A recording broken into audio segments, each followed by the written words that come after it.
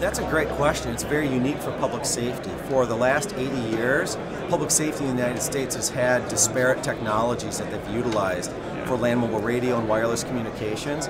LTE provides the first chance for public safety users in the United States to have a ubiquitous technology that has an ecosystem surrounding it and has a growth path going forward. Land mobile radio technologies didn't necessarily have that, or if they did, it was slow acting. Some of the standards processes put in place for Project 25 were enabled in 1988, and now it's 2012. They're not even finished yet with the standard.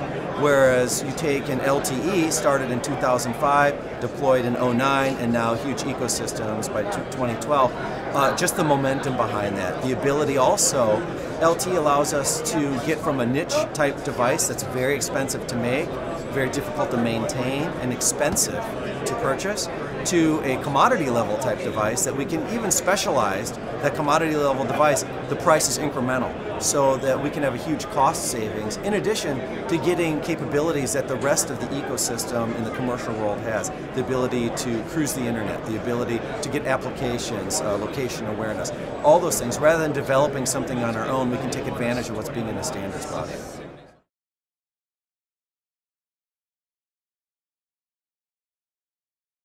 In North America, and specifically in the U.S., we were the first country in the United States to adopt spectrum or allocate spectrum specifically for use for public safety, for LTE, for broadband. And actually, the technology LTE is spelled out in our law. Congress made a law saying thou shalt use LTE technology. So we're using it. We don't have a choice, not that we want a choice on that. But other countries are starting to follow suit. You'll see Canada, even here at this conference, start to mention about their technology choice of LTE and spectrum being allocated. Brazil is moving towards that way, as is Australia and New Zealand.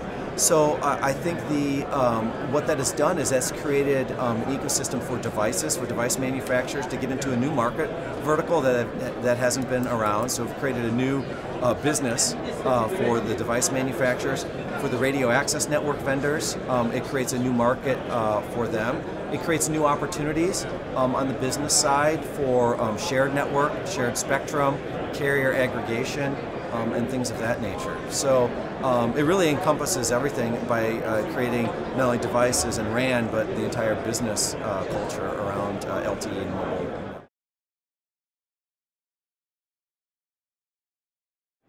The biggest challenge is being small. It's not unlike it's a startup.